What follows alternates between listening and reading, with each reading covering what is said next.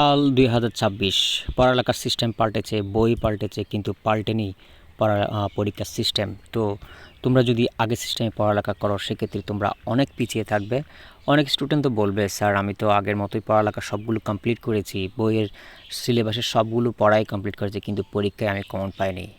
এর মূল কারণ হলো তোমরা কমন বিষয়গুলোই তো পড়ো নাই, সেজন্যই। তো আজকে আমাদের মূল বিষয় হলো কমন বিষয়গুলো তুলে ধরা। তো আমরা সপ্তম শ্রেণীর গণিত বইয়ের 143 পৃষ্ঠার 15 নং সৃজনশীল নিয়ে আলোচনা করব, যেটা পরীক্ষায় আসার সম্ভাবনা 90%। তো তোমরা দেখতে থাকো। আমি ভিডিওর শেষে তোমাদেরকে একটা সিক্রেট বলবো, যেটা জানলে তুমি এই যে এগুলোর বস হয়ে যেতে পারবা জ্যামিতির।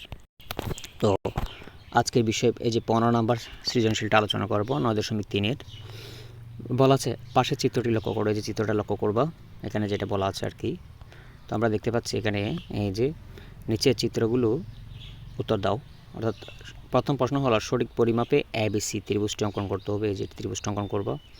ক নম্বর অতিভুজের পরিমাণ সেন্টিমিটারে নির্ণয় করো এবং এসিবি এর সমান করে একটি কোণ অঙ্কন করো। এভাবে করে আমরা 3টে প্রশ্নের সমাধান করব। তো আমরা কথা না বাড়িয়ে সমাধানে যাচ্ছি।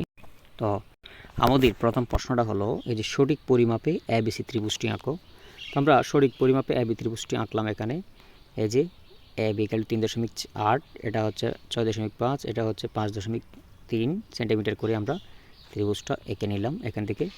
কারণ আমরা ক নম্বরটা দেখব।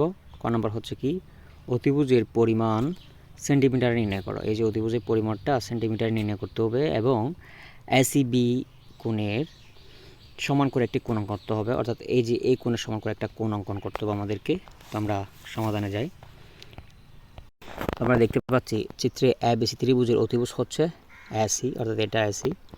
সেন্টিমিটার স্কেলে এসি এর দৈর্ঘ্য মেপে পায় হচ্ছে 6.5 সেন্টিমিটার, তা হচ্ছে 6.5 সেন্টিমিটার। তাহলে আমরা প্রথম প্রশ্ন আমরা দিব কি যে কোনো রশ্মি, এই যে কোনো রশ্মি পি কিউ নিই, পি কিউর একটা রশ্মি নিব। অর্থাৎ সিকে কেন্দ্র করে, এখন আমরা একটা সি নিব। এখানে সিকে কেন্দ্র করে, এখানে একটা সি নিলাম। সিকে কেন্দ্র করে যে কোনো ব্যাসার্ধ নিয়ে একটি বৃত্তচাপ অঙ্কন করব। এই যে বৃত্তচাপটা অঙ্কন করলাম। বৃত্তচাপটি সি কোণ রশ্মিদ্বয়কে ডিইউ সি বিন্দুতে ডিইউ বিন্দুতে ছেদ করে, এই ডিইউ ই বিন্দুতে ছেদ করে। এখন একই ব্যাসার্ধ নিয়ে আবার সেমভাবে একই ব্যাসার্ধ নিয়ে এখানে আর এখানে বৃত্তচাপ অঙ্কন করব। অর্থাৎ দুটি পি কিউ রশ্মিকে আর বিন্দু ছেদ করে, যেটা আর বিন্দুতে ছেদ করবে আর কি। তো দেখো এরপর আমরা কি করব, আরকে কেন্দ্র করে, এই যে আরকে কেন্দ্র করে ডিই সমান ব্যাসার্ধ নিয়ে, এই যে ডিই সমান ব্যাসার্ধ নিয়ে আরেকটি বৃত্তচাপ অঙ্কন করব আমরা এখানে। বৃত্তচাপটি এস বিন্দুতে ছেদ করে, যে এস বিন্দুতে ছেদ করে।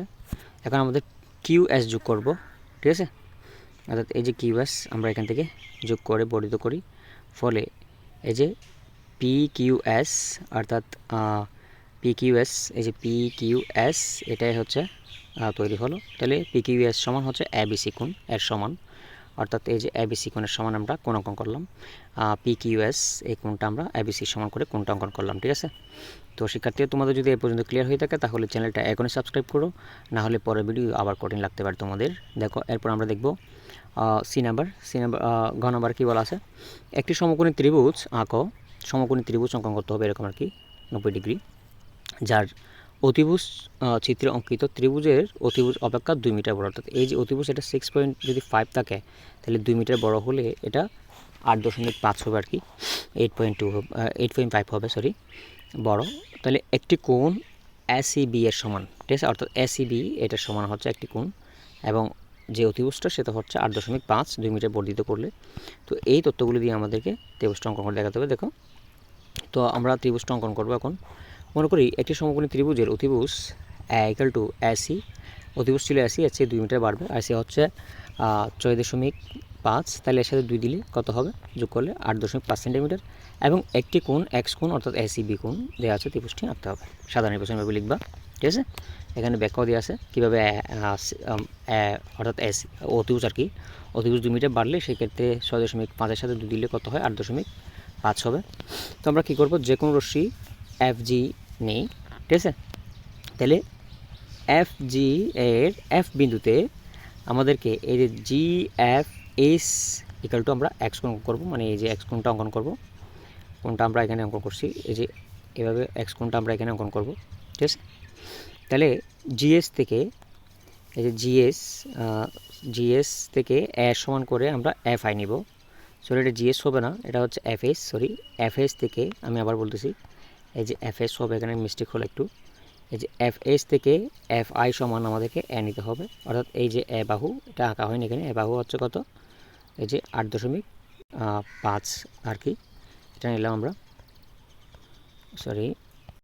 তো আবার বলতেছি, মনে করো এই যে এফ এস থেকে আমরা এফ আই সমান এ নিব, অর্থাৎ 8 এ হচ্ছে 8.5, এটা নিব আর কি এটা। তাহলে আমাদেরকে কী করতে হবে এখন, এই যে এফ জে আমরা একটা লম্ব অঙ্কন করব, আই হতে এফ জি, এই যে আই হতে এফ জি এর উপর আমরা কি করব, একটা লম্ব অঙ্কন করব, ঠিক আছে, অর্থাৎ আই জি একটা লম্ব অঙ্কন করব। তাহলে এই যে এফ আই জে ই হচ্ছে উদ্দিষ্ট ত্রিভুজ।